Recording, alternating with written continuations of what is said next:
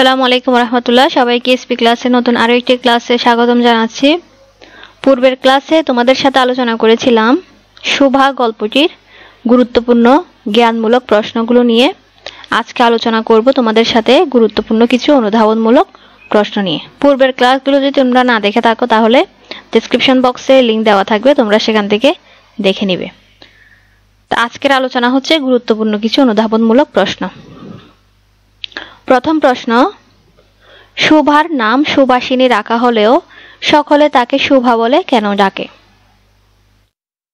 এর মাধ্যমে কি ইঙ্গিত দেওয়া হয়েছে?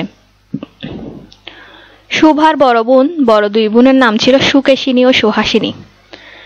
নামের মিল রাখার জন্য তার নাম রাখা হয় সুভাসিনী, কিন্তু সে বুবা হওয়ায় সকলে তাকে সংক্ষেপে শোভা বলে ডাকে।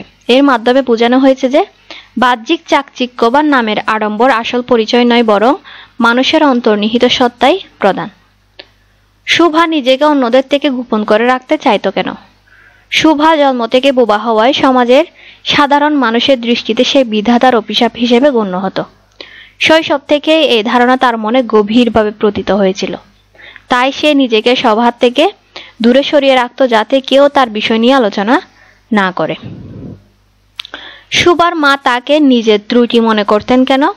তৎকালীন সমাজে, বিশেষ করে গ্রামীণ সমাজে, কন্যা সন্তানের শারীরিক বা মানসিক অপূর্ণতাকে মায়ের ব্যক্তিগত লজ্জা ও অপমানের কারণ হিসেবে দেখা হতো। শোভার মাও এই সামাজিক ধারণার বশবর্তী হয়ে শোভাকে নিজের ত্রুটি মনে করতেন। শোভার চোখের ভাষাকে লেখক অসীম, উদার এবং অতলস্পর্শ গভীর বলেছেন কেন?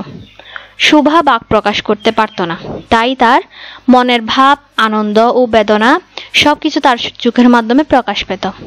তার চোখ ছিল তার একমাত্র ভাষা। তাই লেখকের এমন উক্তি ছিল। উক্তিটা হচ্ছে অসীম, উদার এবং অতলস্পর্শী গভীর। চণ্ডীপুর গ্রামের নদীর বর্ণনা শোভার জীবনের সাথে কিভাবে সম্পর্কিত? চণ্ডীপুরের নদীটি যেমন গ্রামের মানুষের সাথে অবিচ্ছেদ্যভাবে জড়িত, তেমনি শোভার জীবনও প্রকৃতির সাথে একাত্ম।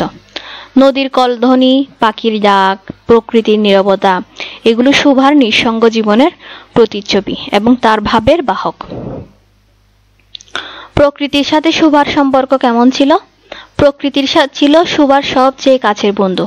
প্রকৃতির নীরবতা, নদীর কলকলধ্বনি, পাখির গান সবকিছু শোভার মনে ভাব প্রকাশ করত। প্রকৃতি যেন তার ভাষার অভাব পূরণ করে দিত। শোভার অন্তরঙ্গ বন্ধু কারা ছিল? তাদের সাথে তার সম্পর্ক কেমন ছিল? শোভার অন্তরঙ্গ বন্ধু ছিল গোয়ালের দুটি গাবি, সর্বস্বীয় পাঙ্গুলি।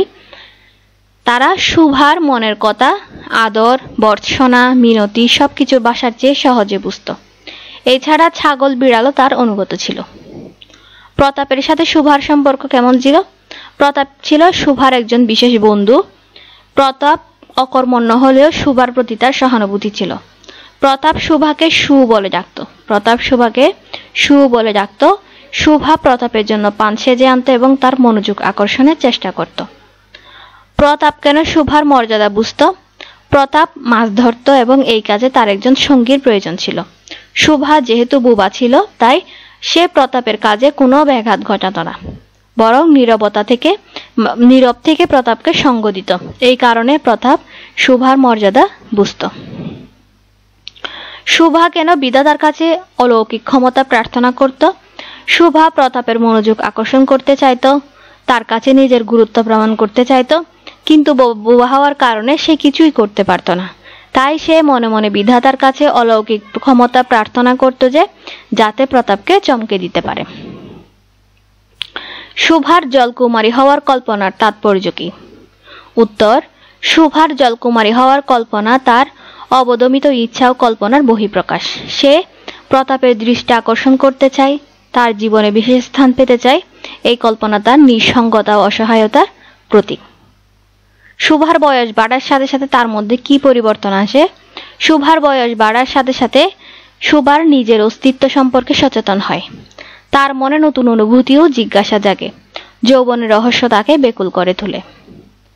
পূর্ণিমার রাতে শোভার অনুভূতি কেমন হয়? পূর্ণিমার রাতে শোভা প্রকৃতির সাথে একাত্মতা অনুভব করে। পূর্ণিমার নীরবতা ও বিশালতা শোভার মনের নিঃসঙ্গতা, বেকুলতাকে আরো বাড়িয়ে দেয়। শুভার পিতামাতা কেন চিন্তিত হয়ে পড়েন? শুভার বিবাহের বয়স হলে পিতামাতা চিন্তিত হয়ে পড়েন। সমাজে তাদের নিন্দা হতে থাকে। শুভার ভবিষ্যৎ নিয়ে তারা উদ্বিগ্ন হয়ে পড়েন। বাণীকণ্ঠের বিদেশ যাত্রা এবং কলিকাতা যাওয়ার সিদ্ধান্তের কারণ কি ছিল? শুভা বিবাহের জন্য পাত্র খোঁজার উদ্দেশ্যে বাণীকণ্ঠ বিদেশ যান, পরে কলিকাতায় গিয়ে বসবাসের সিদ্ধান্ত নেন। সম্ভবত শুভার ভবিষ্যতের কথা ভেবে এই সিদ্ধান্তটা নেওয়া হয়েছিল।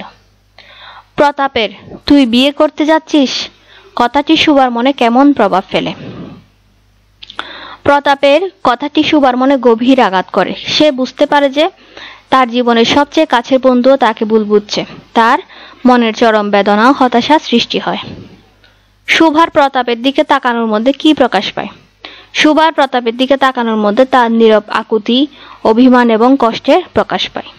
সে যেন প্রতাপকে বলতে চায় যে সে কোনো দোষ করেনি। শুভার গোয়ালঘরে গিয়ে গাভীদের সাথে বিদায় নেওয়া তাৎপর্য কি?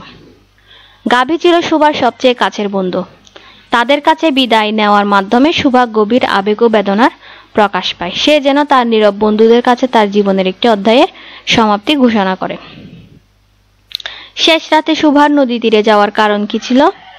নদী তীর ছিল শুভার সবচেয়ে প্রিয় স্থান।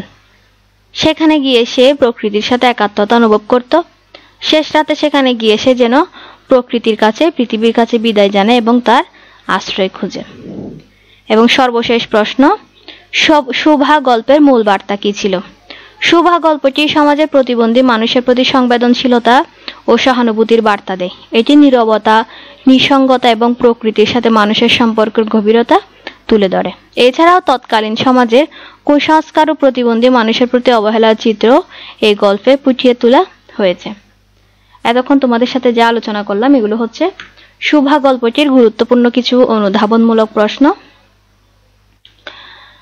আগামী ক্লাসে তোমাদের সাথে আলোচনা করব পরবর্তী অধ্যায়ের সৃজনশীল প্রশ্নের উত্তর নিয়ে। নেক্সট ক্লাসগুলো পাওয়ার জন্য অবশ্যই চ্যানেলটি সাবস্ক্রাইব করে রাখবে। আর আনসার শিটগুলো যদি তোমাদের প্রয়োজন হয় তাহলে ফেসবুকে এসপি ক্লাস অফিসিয়াল গ্রুপ নামে একটি গ্রুপ রয়েছে, তোমরা সেখানে জয়েন হয়ে এই আনসার শিটগুলো নিয়ে নিতে পারো। নেক্সট ক্লাসগুলো পাওয়ার জন্য অবশ্যই চ্যানেলটি সাবস্ক্রাইব করে রাখবে। আজকে পর্যন্তই, খুদা হাফেজ, আসসালামু আলাইকুম।